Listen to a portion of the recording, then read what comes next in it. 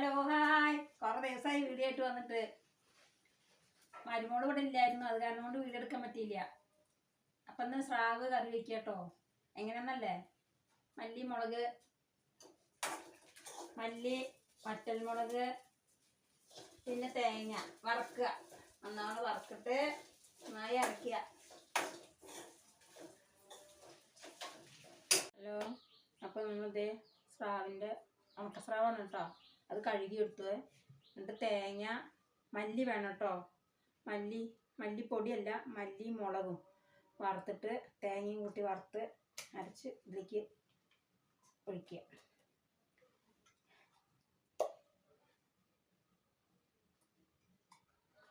മഞ്ഞൾപ്പൊടി, ഉപ്പ് എല്ലാം കൂടി ഇട്ടിട്ട് അടുപ്പത്ത് വയ്ക്കുക. എന്നിട്ട് ഇത് നല്ലോണം തിളച്ചതിന് ശേഷം വാളൻപുളി നമ്മൾ ഇതിലേക്ക് ഒഴിച്ച് കൊടുക്കുക കേട്ടോ. ഉപ്പ് ഇടുക ശകലം. ഉണക്കമീനായതുകൊണ്ടേ ഉപ്പുണ്ടാവും. അപ്പോൾ ഉപ്പ് നോക്കിയിട്ട് പാകത്തിന് ഇട്ട് കൊടുക്കുക. നല്ലോണം തിരുമ്പി ഇളക്കി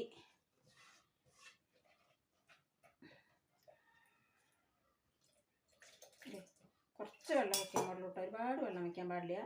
പിന്നെ അരപ്പൊക്കെ തോനെ ചാറ് വേണമെങ്കിൽ അരപ്പൊക്കെ കൂടുതൽ എടുത്തിട്ട് അരയ്ക്കണേ. അടുപ്പത്ത് വയ്ക്കണേ.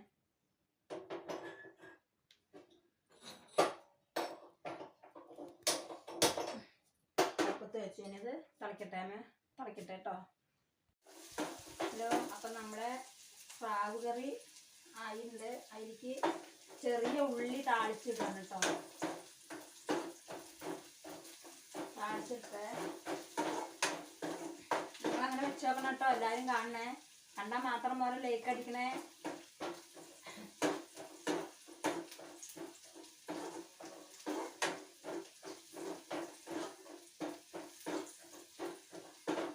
കേട്ടോ,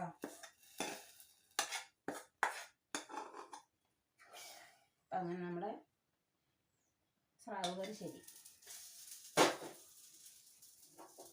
ഇനി അടുത്തത് നമുക്കൊരു ചമ്മന്തി ഉണ്ടാക്കാം കേട്ടോ. പോവണേ. കറിവേപ്പില,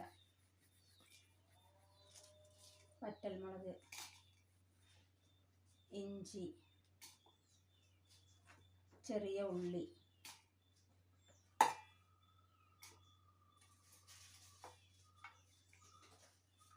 തേങ്ങ,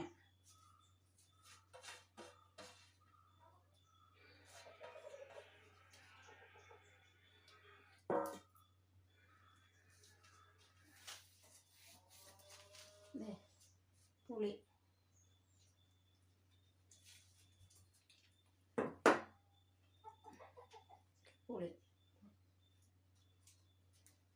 ഇത്രയും പുളി കേട്ടോ.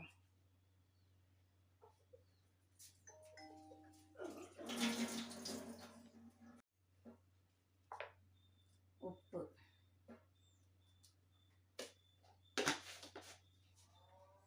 ഇനി വെള്ളം ഒഴിക്കണ്ട, വെറുതെ തിരിച്ചെടുക്കുക. അത് നമ്മുടെ ചമ്മന്തി കേട്ടോ. ചമ്മന്തി മെഴുക്ക് വരട്ടി, ചമ്മന്തി, അച്ചാറ്. മീൻകറി അവൾ കഴിക്കില്ല, മരുമോളെ. അപ്പോൾ അവൾക്ക് ഇത് 3 തരം.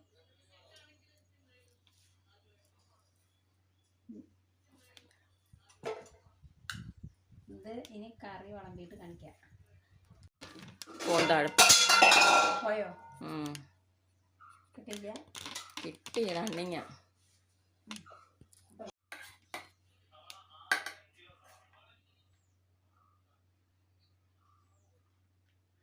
പയർ തോരൻ, മെഴുക്ക് വരട്ടി അങ്ങനെയൊക്കെ പറയും കേട്ടോ. പിന്നെ അച്ചാറ്.